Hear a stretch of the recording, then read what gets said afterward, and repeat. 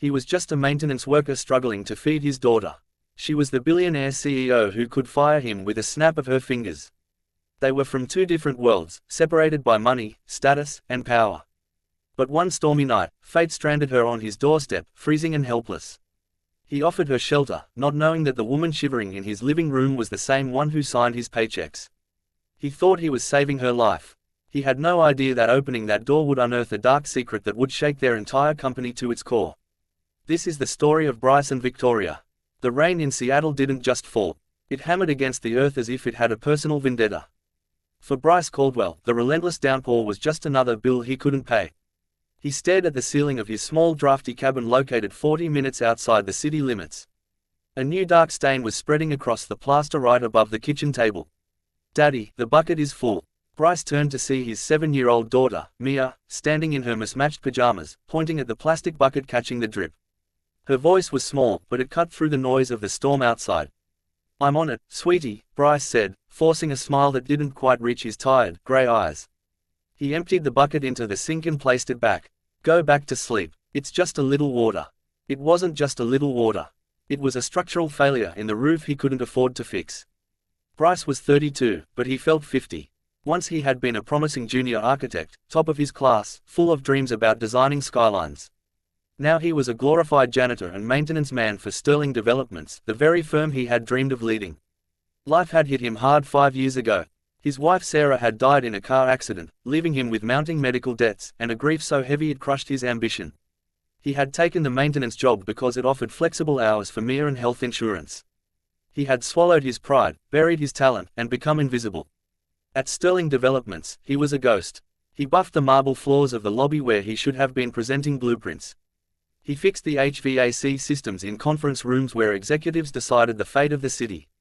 And he avoided the top floor, the penthouse suite belonging to Victoria Sterling.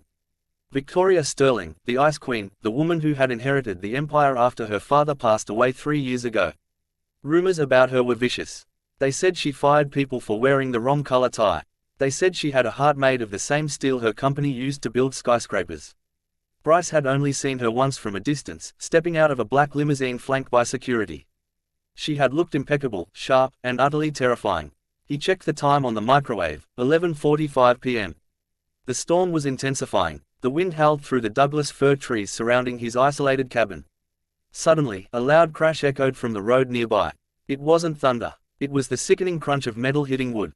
Bryce froze. "Mia, stay in bed," he ordered, his voice changing from gentle father to alert protector. He grabbed his heavy flashlight and his yellow raincoat. He stepped out into the deluge, the wind nearly knocking him backward. He ran down the muddy driveway toward the main road, a treacherous, winding strip of asphalt known as Blackwood Pass. Through the sheets of rain, he saw it. A sleek silver luxury sedan, a Mercedes Maybach, had skidded off the road and slammed into an old oak tree. Steam was rising from the crushed hood. Bryce didn't hesitate. He sprinted to the car, his boots slipping in the mud. He tried the driver's side door, but it was jammed against the tree. He ran to the passenger side and wrenched it open. The airbag had deployed. Behind it, a woman was slumped over, unconscious. She was dressed in a sharp white pantsuit, now stained with a trickle of blood running down her temple. "Ma'am, clear as throat, can you hear me?" Bryce shouted over the thunder. She groaned, her eyelids fluttering. My head." Bryce unbuckled her seat belt. "I need to get you out. The car is smoking." He scooped her up in his arms. She was surprisingly light. As he pulled her out into the rain, the lightning flashed, illuminating her face. Bryce's heart skipped a beat. High cheekbones, sharp jawline, platinum blonde hair now plastered to her face. It was her, Victoria Sterling, his boss, the billionaire CEO. Panic surged through him, but he shoved it down. Right now, she wasn't a CEO. She was a human being bleeding in a storm. "I've got you," he muttered, turning back toward his cabin. "Just hold on." He carried her up the hill, his muscles burning. When he kicked open the front door of his cabin, the warmth of the small heater hit them. He laid her gently on the worn-out sofa in the living room. Mia peeked out from her bedroom door, clutching her teddy bear. "Daddy, is she okay?" "She's hurt. Mia, bring me the first aid kit now." Mia skewered off. Bryce knelt beside Victoria. She was shivering violently, her teeth chattering. Her expensive suit was soaked through. Hypothermia was a real risk. She opened her eyes. They were a piercing icy blue, but currently glazed with confusion. She looked around the shabby cabin, the peeling wallpaper, the bucket catching water, the mismatched furniture. Then she looked at Bryce. She didn't recognize him. Why would she? He was the man who emptied the trash bins on the 40th floor. To her, he was just a stranger in a flannel shirt. Where am I? She whispered, her voice trembling. You crashed your car on Blackwood Pass. Bryce said, taking the first aid kit from Mia. You're in my home. It's safe. Who are you? Just a neighbor, Bryce lied. He didn't want to complicate things. If she knew an employee had her in his house, she might think it was a kidnapping or a setup. Rich people were paranoid for a reason. My name is Bryce. Victoria tried to sit up, but winced, clutching her ribs. My phone. I need to call my security. There's no signal out here in a storm like this, Bryce said gently, dabbing antiseptic on the cut on her forehead. And the landline has been down for 2 days. You're stuck here until the storm breaks. Victoria looked at him, fear and indignation wearing in her eyes. She was trapped in a shack with a strange man and his child. But as she looked at Bryce's focused, gentle hands tending to her wound, and the wide, worried eyes of the little girl holding the teddy bear, the fear slowly subsided. I can't stay here, she murmured, though her body betrayed her as she slumped back against the cushions. You don't have a choice, Bryce said firmly. He stood up and grabbed a thick wool blanket. You need to get out of those wet clothes or you'll get pneumonia. I'll leave some of my late wife's clothes in the bathroom. They won't be designer, but they're dry. Victoria stared at him. No one spoke to her like that. No one gave her orders, but she was too weak to argue. Thank you, she said stiffly. As she limped toward the bathroom, Bryce looked out the window. The storm was getting worse. The CEO of Sterling Developments was sleeping on his couch, and Bryce had a sinking feeling that by morning his invisible life was going to disappear forever. The storm raged through the night, effectively sealing the cabin off from the rest of the world. Inside, the atmosphere was thick with an awkward tension. Victoria emerged from the bathroom, wearing a pair of grey sweatpants and an oversized hoodie that had belonged to Bryce's late wife, Sarah. She looked smaller, softer, stripped of the armor of her power suits and high heels. She sat on the edge of the sofa, holding her bruised arm. Bryce was in the small kitchen, heating up a can of tomato soup. The smell filled the small space, comforting and rustic. It's not caviar, Bryce said, pouring the soup into 2 chipped mugs. He handed one to her, but it's hot. Victoria took the mug, her manicured fingers brushing against his rough, calloused ones. I don't eat processed food, she said automatically. Bryce raised an eyebrow, leaning against the counter. Tonight you do, unless you want to starve. Victoria glared at him, a flash of her boardroom persona returning, but then her stomach growled loudly. She blushed, a rare human reaction, and took a sip. Where is your daughter? She asked, changing the subject. Mia is asleep. She had a long day at school. You raise her alone? Yes, since she was 2. Victoria looked around the room again. Her eyes landed on a drafting table in the corner covered with a tarp. What's that? Bryce stiffened. Nothing, just a hobby. He moved to block her view, but curiosity was a trait that had made Victoria a billionaire. She stood up, ignoring the pain in her ribs, and walked toward the table. Please don't, Bryce said, his voice low. She ignored him and Clear's throat lifted the corner of the tarp. Underneath lay a large, intricate, hand-drawn blueprint. It was a design for a community center, an eco-friendly, spiraling structure that blended seamlessly with nature.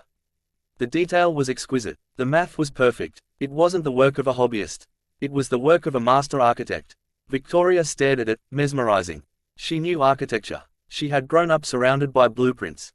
This was brilliant. It was better than anything her highly paid team at Sterling had produced in months. Who drew this? She asked, her voice hushed. I did, Bryce said, his jaw tight. A long time ago. I just tinker with it sometimes. She turned to look at him. Really look at him for the first time. She saw the intelligence in his eyes, the weariness, the hidden Clear's throat depth. You're an architect. I was in another life. Why aren't you working at a firm? Why do you live? She stopped herself, gesturing vaguely at the leaking roof. Why do I live in a shack? Bryce finished for her, not unkindly. Life happens, Victoria. Medical bills, grief. The industry is competitive. Once you step off the ladder, they pull it up behind you. He didn't mention that he had been blackballed. He didn't mention that the man who ruined him was currently Victoria's vice president, Gavin Pearce.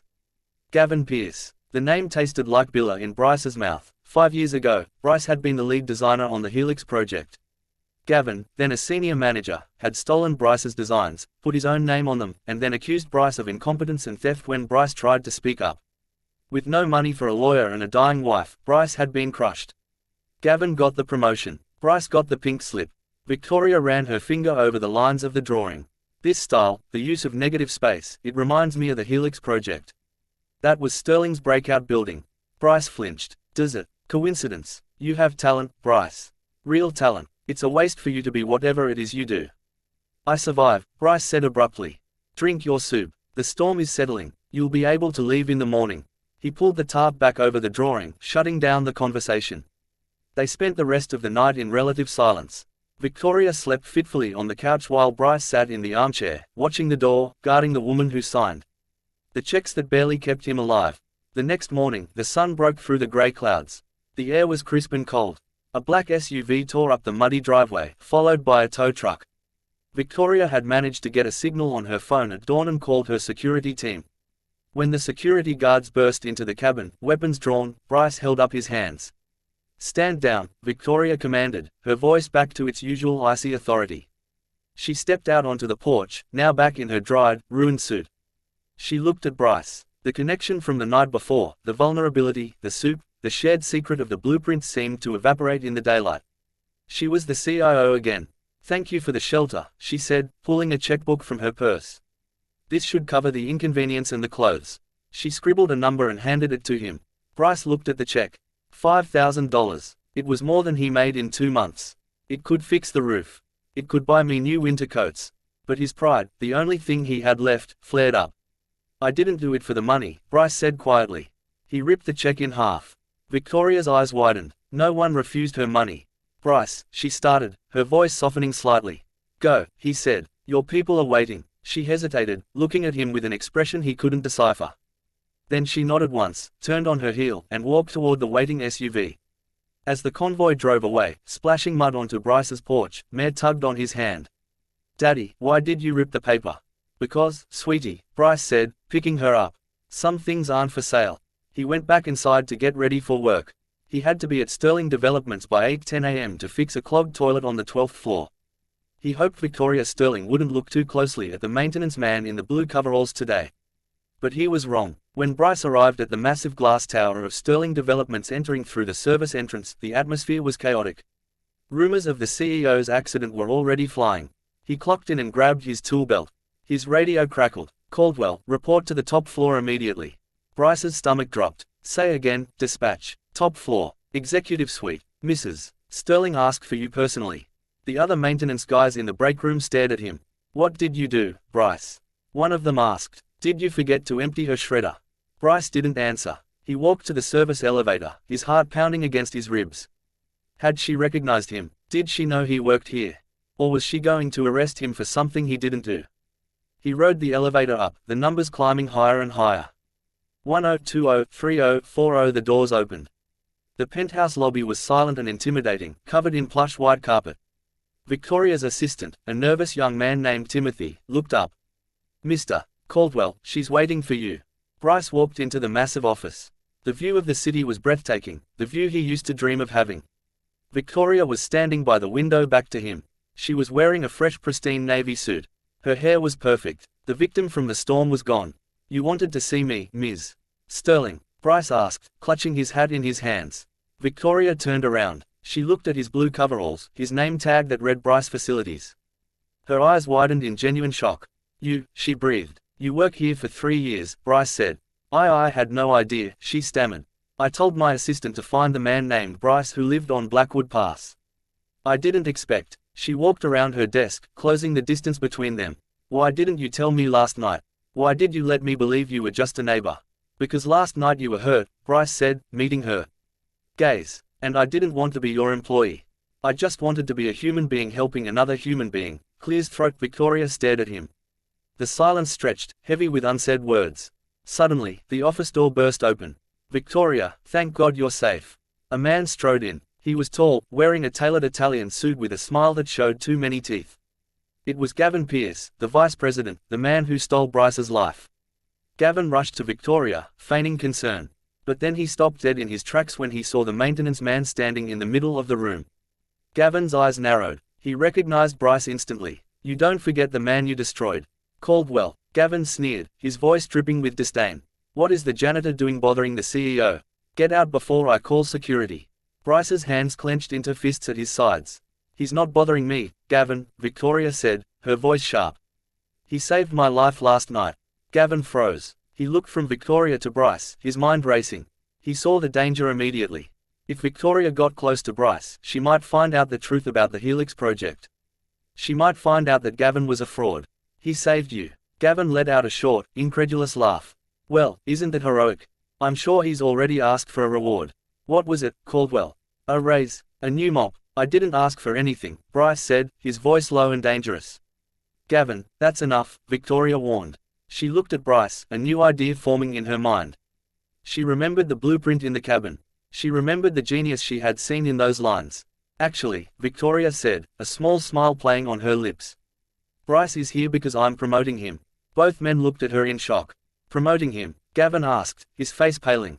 To what? Head janitor. No, Victoria said, locking eyes with Bryce. There is an open position on the design team for the new waterfront project. I want Bryce to take it. Gavin looked like he had been slapped. You can't be serious. He's a maintenance worker. He doesn't have the qualifications. I've seen his work, Victoria said simply. He starts tomorrow. Clean out your locker downstairs, Bryce. You're moving up to the 30th floor. Bryce felt dizzy. This was his chance, his redemption. But he looked at Gavin's face and saw pure unadulterated malice. This wasn't a promotion. It was a declaration of war. Thank you, Ms. Sterling, Bryce said. Don't thank me yet, Victoria replied. Prove me right. As Bryce walked out of the office, he felt Gavin's eyes boring a hole into his back. He knew this wasn't over. Gavin Pearce would burn the whole company down before he let Bryce Caldwell succeed. The storm outside had passed, but inside Sterling Developments, a hurricane was just beginning. The transition from the basement maintenance room to the 30th floor design department was only 40 stories in an elevator. But for Bryce, it felt like traveling to a different planet. He walked into the open plan office the next morning, wearing a suit he had bought at a thrift store the night before. It was a little tight across the shoulders, and the fabric was cheap, a stark contrast to the bespoke Italian wool worn by his new colleagues. The room went silent. These were the elite, the graduates of Yale and Harvard. They sipped artisanal espresso and looked at Bryce as if he had just crawled out of a dumpster. Technically, until yesterday, he had been the one emptying their dumpsters. Is that the janitor? Someone whispered loudly. I heard he fixed the CEO's tire and she gave him a job. Charity case. Bryce ignored them. He kept his head high, clutching his old leather satchel that contained his sketch pads, the only remnants of his past life as a rising star. Caldwell, Gavin Pearce, emerged from his corner office, clapping his hands with mock enthusiasm. The sound was sharp, like a whip crack in the silent room. Welcome to the big leagues, Gavin announced, his smile not reaching his cold, predatory eyes. Everyone, this is Bryce. He used to unclog our toilets, but apparently Ms. Sterling thinks he has hidden depths. Let's see if he can swim. A ripple of cruel laughter went through the room. I'm here to work, Gavin, Bryce said steadily. Mr. Pearce. Gavin corrected him, his voice dropping an octave. You address me as Mr. Pearce. I am the Vice President of Design. You are a junior probationary draftsman. Do not forget your place. He gestured to a cramped desk in the back corner right next to the noisy server room. That's your station, and since you're eager to prove yourself, I have your first assignment. Gavin dropped a thick, dusty file onto the desk. It landed with a heavy thud. The Blackwood retaining wall project, Gavin said. The other designers gasped. A few exchanged looks of pity. That project is dead, a woman named Chloe spoke up. The soil composition is unstable. 3 senior architects have tried and failed. It's impossible to build there without the budget spiraling into the millions. Exactly, Gavin smirked. But Bryce here is a genius, right? If he's as good as Victoria thinks, he should be able to solve a little mud problem. Clear's throat, he leaned in close to Bryce, his breath smelling of peppermint and arrogance. You have 48 hours to present a viable concept. If you can't, you go back to the basement, or better yet, the unemployment line. Gavin walked away, confident he had just handed Bryce a career death sentence. Bryce opened the file. It was a nightmare. The site was on a steep slope, prone to erosion. Standard concrete walls would crack. Steel reinforcements were too expensive. It was an engineering trap. But as Bryce looked at the topographical maps, a memory surfaced. Years ago, before Sarah died, they had traveled to Japan. He had seen ancient castles built on similar slopes using a technique called ishigaki, dry stone stacking that allowed for water drainage and flexibility during tremors. He didn't need millions of dollars. He needed physics. He grabbed a pencil. For the first time in 5 years, the fog of grief and poverty lifted. He wasn't the janitor. He was Bryce Caldwell, the architect, and he was going to bury Gavin Pearce under that retaining wall. The hours ticked by. The other designers left at 6 hours p.m., snickering as they passed Bryce's desk. Don't forget to take out the trash on your way out, one of them jeered. Bryce didn't hear them. He was in the zone. At 9:00 p.m., the lights in the office dimmed automatically. Bryce was working by the light of a desk lamp, his tie loosened, his sleeves rolled up. He heard the click of heels on the polished concrete floor. "You're still here." He looked up. Victoria was standing there. She had changed into a simpler black dress, but she still radiated power. She held 2 takeout boxes. "I saw the light on," she said, placing a box on his desk. "Thai food, spicy basil chicken. I assume you're hungry." Bryce stared at the box, then at her. "Why are you doing this?" "Doing what?" "Being nice. You're the CIO. I'm just an experiment to you." A way to annoy Gavin. Victoria pulled up a chair and sat down, crossing her legs. "Is that what you think?" "It's what everyone thinks," she sighed, dropping the Ice Queen mask for a moment. Gavin has become complacent. He recycles old ideas. The company is stagnant. "When I saw your drawing in the cabin, I saw something raw, something hungry. I need that hunger, Bryce. Sterling Developments needs it." She looked at the sketches scattered on his desk, her eyes widened. "This is stone interlocking," she asked. "Tracing a line. It uses gravity against itself," Bryce explained, his passion taking over.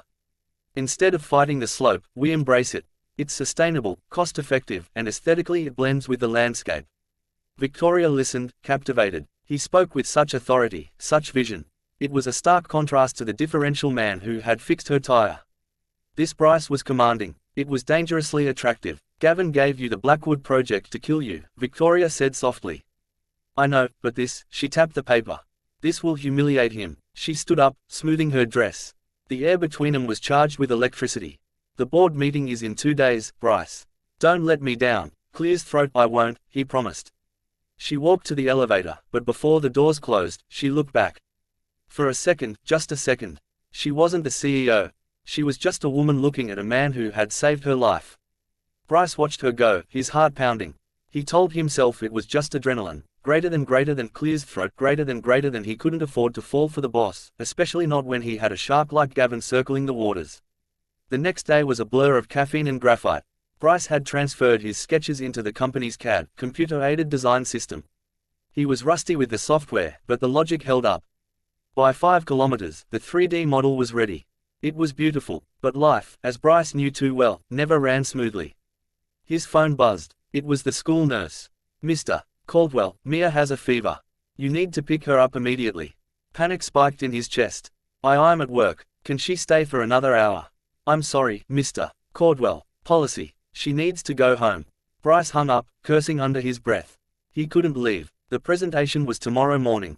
He needed to render the final images, which would take hours. He couldn't afford a babysitter on his maintenance wages, and his first paycheck as a designer hadn't come through yet. He had no choice. 30 minutes later, Bryce walked back into the office, holding a sleeping 7-year-old in his arms. Mia was wrapped in a thick blanket, her cheeks flushed. The office was mostly empty, but Gavin was still there, chatting with Chloe near the water cooler. Gavin stopped talking as Bryce walked in with the child. "What is this?" Gavin demanded, walking over. "A daycare. She's sick," Bryce said, his voice hard. "She's staying with me while I finish. This is a professional environment, Caldwell, not a shelter for your baggage." Bryce carefully placed Mare on a makeshift bed he made from coats under his desk. He stood up and stepped into Gavin's space. "She is not baggage. She is my daughter and she will be quiet. Unless you want to explain to Ms. Sterling why you're harassing an employee for a family emergency." Gavin sneered, backing off slightly. "Fine, but if she makes a sound, you're both out." Bryce returned to his work. He settled Mia with a juice box and her tablet with headphones. She was a good kid, used to entertaining herself while her dad worked late shifts. By 10 to 100 p.m., the rendering was 90% complete. Bryce was exhausted. He rested his head on his arms for just a moment, listening to the hum of the computer and Mia's soft breathing from under the desk. He dozed off. He awoke to a sudden silence. The hum of the computer fan had stopped. Bryce jerked awake. The screen was black. "No," he whispered. He jiggled the mouse. Nothing. He pressed the power button. The computer rebooted. When the desktop loaded, his folder was gone. Panic, cold, and sharp, washed over him. He checked the backup drive, empty. He checked the cloud server. Wiped. Looking for something. Bryce spun around. Gavin was leaning against the doorframe of his office, twirling a USB drive in his fingers. The office was deserted. It was just the two of them. "You deleted it," Bryce accused, his voice shaking with rage. I have no idea what you're talking about, Gavin said smoothly, pocketing the drive. System glitches happen. It's a tragedy, really. Tomorrow morning, when the board asks for your presentation, all you'll have is a black screen. You'll look incompetent. Victoria will have no choice but to fire you. I have the hard copies, Bryce said, glancing at his satchel. Do you? Gavin pointed to the janitorial cart nearby. Bryce looked and his satchel was gone. The night cleaning crew must have thought it was trash. Gavin shrugged. I saw them take it down to the incinerator about 20 minutes ago. Bryce lunged forward, grabbing Gavin by the lapels of his expensive suit. You sick son of a daddy. A small, frightened voice came from under the desk. Bryce froze. He looked down to see Mia peering out, her eyes wide with fear. Gavin smirked, dusting off his jacket as Bryce released him. Clear his throat. Careful, Bryce. Violence in the workplace. That's grounds for immediate termination and a restraining order. Think about your daughter. Do you want her to see her daddy go to jail? Bryce trembled with suppressed fury. He was cornered. Gavin had taken everything. The digital files, the sketches, the proof. Go home, Caldwell. Gavin laughed, softly. Pack your box. Tomorrow you're finished. Gavin walked out, whistling a cheerful tune. Bryce sank into his chair, burying his face in his hands. It was over. He had failed. He had flown too close to the sun, and now he and Mia were going to crash. Daddy. Mia crawled out and climbed onto his lap. She put a hot little hand on his cheek. Why is the bad man laughing? Because he won, baby, Bryce whispered, tears pricking his eyes. He won. Did he steal your pictures? Mia asked. Yes, he stole everything. Mia reached into her small backpack, the one she took to school. She pulled out a crumpled sheath of papers. Not everything, she said. Bryce looked at the papers. They were crinkled and stained with juice. But there they were. I colored on them, Mia said, looking guilty. While you were sleeping, I wanted to help. I traced the lines like you showed me. Bryce grabbed the papers. They were copies of his initial sketches. Mia had traced over the structural lines with black crayon, pressing hard. It wasn't professional. It was messy. But the core geometry, the math, the soul of the design, it was still there. And because she had pressed so hard with the crayon, the wax had preserved the lines perfectly. Bryce looked at his daughter and then at the clock. 11:30 p.m. The meeting was at 9 a.m. He didn't need a computer. He didn't need a 3D render. He was an architect. Mia, he said, kissing her forehead. You just saved us. He grabbed a fresh roll of drafting paper and his pens. He wasn't going to render. He was going to draw. He was going to handdraft the entire presentation, old school, just like the masters used to. He worked through the night. His hand cramped, his eyes burned, but he didn't stop. Mia slept on the coat bed, guarding him like a little angel. At 8:55 a.m., the clear-throat sun was streaming through the windows. The boardroom doors opened. The room was packed, 12 board members, Victoria at the head of the table, and Gavin Pearce standing at the front looking smug. M. Sterling, Gavin said loudly. I'm afraid our new recruit isn't going to show. It seems the pressure was too much for him. I told you hiring the help was a mistake. Victoria's face was unreadable, but her hands were clenched tightly on the table. She had bet her reputation on Bryce. Give him 5 more minutes, she said. It's a waste of time, Gavin Clear's throat scoffed. He's probably back in the basement mopping floors. Where he belongs. I'm right here. The doors swung open. Bryce stood there. He looked like a wreck. Stubble on his chin, shirt wrinkled, eyes bloodshot. He held a large roll of paper under his arm. Gavin's smile faltered. Well, you showed up. But where is the digital presentation? Where is the projector file? Technology failed me, Bryce said, staring directly at Gavin. But architecture isn't about computers. It's about structure. He walked to the massive oak table and unrolled the paper. It was a masterpiece, a massive hand-drawn perspective of the Blackwood Wall. Every stone, every shadow, every tree was rendered in exquisite ink detail. It wasn't just a plan. It was a work of art. It had a soul that no computer render could ever possess. The board members stood up, leaning in. My God, an elderly board member whispered. I haven't seen drafting like this since the 70s. It's breathless, another murmured. Victoria looked at the drawing and then at Bryce. She saw the ink stains on his fingers.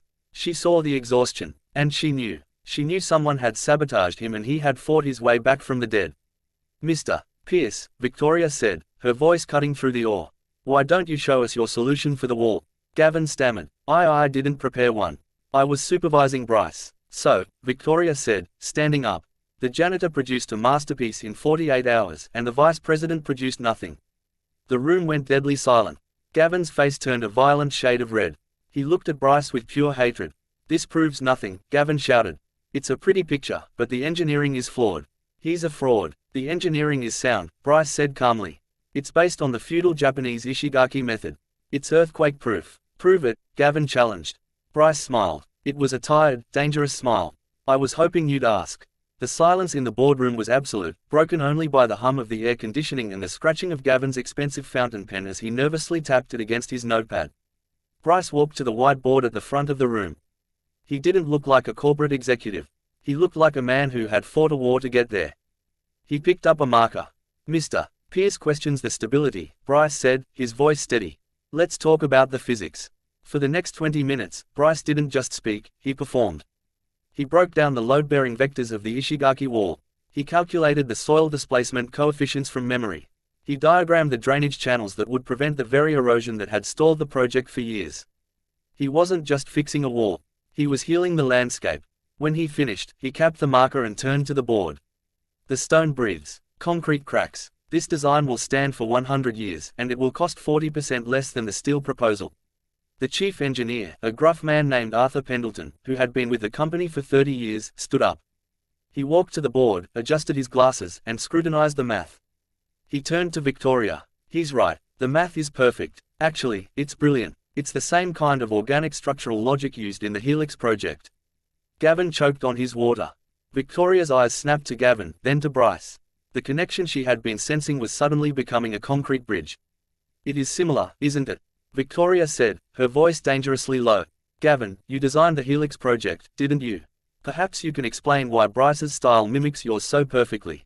Gavin stood up, his face slick with sweat. Obviously, he's copying me. He's a fanboy. He's been studying my old work from the archives and trying to pass it off as his own. It's plagiarism. Plagiarism. Bryce stepped forward, his fists clenched. Shall we check the timestamps on the digital files? Oh, wait, you deleted them, but you forgot one thing, Gavin. And what is that? Gavin sneered, trying to regain control. You can delete a file, Bryce said, pointing to his head. But you can't delete the mind that created it. Ask me about the Helix project. Ask me about the ventilation shaft on the 45th floor. Ask me why the atrium is angled at exactly 32 degrees. Why? Arthur Pendleton asked, leaning in. To catch the winter solstice sun, Bryce answered immediately. It illuminates the lobby floor for exactly 1 hour on the shortest day of the year. A symbol of hope in the dark. The room went quiet. Arthur looked at Gavin. Gavin, I worked on the construction of the Helix. You told us the angle was arbitrary. You said it was just aesthetic choice. Gavin's mouth opened and closed like a fish. He had no answer. He didn't know the why. He had only stolen the what. Victoria stood up. The temperature in the room seemed to drop 10 degrees. The board accepts Mr. Caldwell's proposal for the Blackwood Wall, she announced. Effective immediately, Bryce is promoted to lead architect on the project. You can't do this, Gavin shouted. He's a janitor. He has a criminal record. He was fired for theft. I was fired, Bryce said, his voice cutting through Gavin's hysteria. Because I refused to let you put your name on my work 5 years ago, and you buried me for it. Meeting adjourned, Victoria said sharply. Gavin, my office now. Bryce exhaled, his shoulders slumping. He felt a small hand slip into his. Mia was standing there holding her teddy bear. Did you win, Daddy? Bryce picked her up, burying his face in her neck. Yeah, baby, we won. As the board members filed out, shaking Bryce's hand and offering congratulations, Bryce looked toward the glass walls of Victoria's office. He saw Gavin gesturing wildly, his face purple with rage. Victoria was standing calm and still like a statue. Bryce knew he had won the battle, but the war was far from over. Gavin Pierce was a cornered rat, and rats were vicious when they were trapped. That evening, Bryce didn't go back to the basement. He was given a temporary office on the 30th floor. As he packed his few belongings from the maintenance closet, his phone rang. It was a blocked number. Enjoy your victory lap, Caldwell. Gavin's voice hissed. He sounded drunk. But you need to watch your back. You think you can walk in from the gutter and take my kingdom. I know where you live. I know about the cabin on Blackwood Pass. It's a very lonely road. Is that a threat? Bryce asked, gripping the phone tight. It's a promise. You destroyed me today. I'm going to destroy everything you love. The line went dead. Bryce stood in the empty hallway, the cold dread returning. He wasn't dealing with a corporate rival anymore. He was dealing with a psychopath. Victoria Sterling sat alone in the company archives, a subterranean vault filled with the history of her family's empire. It was 11 p.m. The encounter with Gavin had been ugly. She had suspended him pending an investigation, but he had stormed out, vowing to burn the company to the ground. On the table in front of her lay 2 sets of blueprints. On the left, the original hand-drawn schematics for the Helix project dated 5 years ago. On the right, Bryce's drawing of the Blackwood wall from this morning. She had a magnifying glass in her hand. She remembered something her father had told her once. A true artist always signs their work, Victoria. Sometimes in ink, sometimes in the structure itself, but the soul is always there. She looked at the Helix blueprints. They bore Gavin's signature in the bottom corner block. Gavin Pearce, lead architect, but the drawing style, the way the trees were rendered with tiny specific cross-hatching, the way the shadows were stippled, it was identical to Bryce's drawing. She moved the magnifying glass over the elaborate rendering of the landscaping around the Helix Tower. The trees were dense, detailed. She gasped. There, hidden within the intricate shading of an oak tree's bark, microscopic and invisible to the naked eye, were 2 tiny letters woven into the texture. L.C. Bryce Caldwell. It was there. It had been there for 5 years. The flagship building of Sterling Developments, the tower that had saved the company from bankruptcy after her father got sick, wasn't designed by Gavin. It was designed by the man who had been scrubbing the toilets in the lobby. Tears pricked Victoria's eyes. The injustice of it was suffocating. Gavin had stolen Bryce's life, his career, his reputation.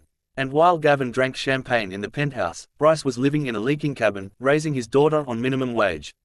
And she had been oblivious. She had treated Bryce like a servant. She grabbed her coat and ran to the elevator. She had to see him. She had to apologize. She had to make it right. Outside, the rain had returned. A torrential downpour echoing the night they met. Victoria got into her car, bypassing her driver. She needed to do this alone. She drove fast, the tires slick on the wet asphalt, heading toward Blackwood Pass. When she arrived at the cabin, the lights were on. Bryce's old truck was in the driveway. She banged on the door. Bryce opened it, looking startled. He was holding a baseball bat. When he saw it was her, he lowered it, but his eyes remained alert. "Victoria, what are you doing here?" "I found it," she said, breathless, rain dripping from her hair. "I found the letters in the tree." Bryce froze. He knew exactly what she was talking about. He had hidden those initials years ago as a small act of rebellion before Gavin stole the files. "You saw," he stated flatly. "I saw everything." Victoria stepped inside, closing the door against the storm. "I know Gavin stole the Helix. I know he destroyed your career. Bryce, I am so sorry. I should have known. I should have seen it. You were grieving your father," Bryce said gently. "Gavin took advantage of everyone. It's going to end," Victoria vowed, her eyes fierce. "I'm going to expose him. I'm going to give you your credit, your back pay, everything. You're going to be the VP of design, Bryce. It's your birthright." She reached out, taking his rough hand in both of hers. "I don't know how you survived this. How you stayed so kind." "I had Mia," Bryce said, looking toward his daughter's bedroom door. "Hate is expensive, Victoria. It costs too much energy. I needed all of it for her." The moment hung between them. The air was thick with unsaid feelings. It wasn't just gratitude anymore. It was respect. It was attraction. Victoria stepped closer. The gap between the billionaire CEO and the single dad vanished. She tilted her head up, her eyes searching his. "Bryce." He leaned in. He could smell the rain and expensive perfume on her skin. Crash. The front window shattered inward, spraying glass across the living room floor.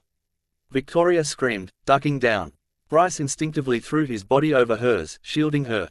A Molotov cocktail, a bottle filled with gasoline, and a burning rag rolled onto the rug. Fire erupted instantly, licking up the curtains and the old sofa. "Mia!" Bryce roared. He scrambled up, ignoring the heat. "Get out, Victoria. Go. I'm not leaving you. Get Mia out the back." Bryce shouted, pushing her toward the bedroom. "I'll hold them off." Through the broken window, Bryce saw a figure standing in the rain, illuminated by the flames. It was Gavin. He was holding a gas can and a lighter, his face twisted into a mask of insanity. "I told you," Gavin screamed. Over the roar of the fire. "If I burn, we all burn." Bryce grabbed the fire extinguisher from the kitchen, but the flames were moving too fast. The old wood of the cabin was dry and brittle. The smoke was already filling the room. He ran to the bedroom. Victoria had scooped Mia out of bed. The little girl was crying, confused and terrified. "The back door is blocked," Victoria yelled. He piled wood against it. They were trapped. The front was a wall of fire. The back was barricaded. The bathroom window. Bryce coughed, his eyes stinging from the smoke. "It's small, but Mia can fit. You might be able to squeeze through."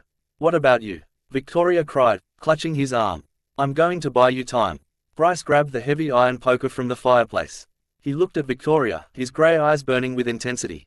"Take care of my daughter," he said. "Bryce, no." He kissed her. It was desperate, smoky, and terrifying. "Go." He shoved them into the bathroom and slammed the door. Then he turned back to the living room, wrapping a wet towel around his face. The front door was kicked open. Gavin stepped into the burning cabin, wielding a crowbar. He looked like a demon backlit by the inferno. "It ends here, janitor." Gavin laughed. A manic broken sound. Bryce raised the iron poker, coughing violently. "You're right, Gavin. It ends here." Bryce charged. The heat inside the cabin was a physical weight, pressing down on Bryce's chest. Gavin swung the crowbar with the strength of a madman, smashing it into the coffee table where Bryce had been standing a split second before. "You took everything," Gavin screamed, swinging again. "It was my office, my title." Bryce didn't waste breath on words. He lunged, driving his shoulder into Gavin's midsection. They crashed to the floor, rolling amidst the burning debris. The smoke was blinding. Bryce was younger and stronger, but Gavin was fueled by a psychotic rage. Gavin clawed at Bryce's face, but Bryce landed a solid right hook to Gavin's jaw, dazzing him. Clear his throat. Bryce scrambled up, coughing violently. The ceiling groaned. As an architect, he knew the sound. The main support beam was failing. "Gavin, get up," Bryce yelled, grabbing the man's collar. "The roof is coming down. Get off me." Gavin shoved him away, scrambling backwards toward the kitchen. "You're trying to kill me." "I'm trying to save you, you idiot." Crack! A massive burning rafter splintered and crashed down between them, creating a wall of fire. Gavin was cut off on the other side near the back exit. He had blocked himself. "Help, Bryce!" Gavin shrieked, his bravado instantly replaced by terror as the flames circled him. "Move the wood. Unblock the door," Bryce shouted through the fire, but the heat pushed him back. The front of the house was collapsing. He had no choice. Bryce turned and threw himself at the bathroom window. He squeezed through the small frame, tumbling out onto the muddy grass just as the living room roof imploded with a thunderous crash. "Daddy!" Mia's scream pierced the night. Bryce felt small arms wrap around his neck. He was covered in soot, bleeding from a cut on his head. But he was alive. Victoria was there, pulling him into a fierce embrace, her tears mixing with the rain. I thought you were gone." She sobbed into his chest. "I'm here," Bryce gasped, holding them both. Sirens wailed in the distance, getting louder. The police and fire brigade, summoned by Victoria's earlier call, swarmed the property. Firefighters rushed the burning shell of the cabin, managing to pull a semi-conscious smoke inhalation suffering Gavin from the back door just in time. As the paramedics loaded Gavin into an ambulance in handcuffs, Victoria watched with cold eyes. "It's over," she whispered to Bryce. "He can never hurt you." Again, 6 months later, the sun shone brightly on the glass facade of the newly completed Caldwell Community Center. It was the exact design from the blueprint Victoria had found in the cabin, the spiraling, eco-friendly structure that embraced nature. A massive crowd had gathered for the ribbon-cutting ceremony. Bryce stood at the podium. He wasn't wearing coveralls. He was wearing a bespoke charcoal suit, looking every bit the vice president of design for Sterling Developments. In the front row, Mia sat waving a small flag, grinning. Next to her sat Victoria, looking at Bryce with undeniable pride and love. They had moved into a beautiful townhouse in the city, a real home where the roof never leaked. Ideally, buildings are just shelter. Bryce spoke into the microphone, his voice confident. "But if we do it right, they are promises. Promises that we are safe, that we are seen." He looked at Victoria. 6 months ago, I was invisible. Bryce continued. "But one person saw me. She saw the truth in the blueprints of my life, and she reminded me that even in the darkest storm, if you hold on, the sun eventually rises." He cut the ribbon. The crowd cheered. As the applause washed over him, Victoria walked up to the stage. She didn't care about the cameras or the board members. She kissed him right there in front of the whole city. The janitor, who had offered shelter in a storm, was finally home. What an incredible journey for Bryce and Victoria. From being an invisible maintenance worker, struggling to feed his daughter to becoming the top architect and finding true love, Bryce's story proves that talent and kindness eventually shine through. No matter how hard people like Gavin try to bury them, Gavin learned the hard way that when you try to burn others, you often end up trapping yourself in the fire. I hope this story touched your heart as much as it did mine. If you believe that good deeds should always be rewarded, please hit that like button. It really helps the channel grow. Don't forget to share this video with your friends and family to spread the inspiration. And if you haven't already, make sure to subscribe and ring the notification bell so you never miss out on our next dramatic story. What would you have done if you were in Bryce's shoes? Let me know in the comments below. Thanks for watching.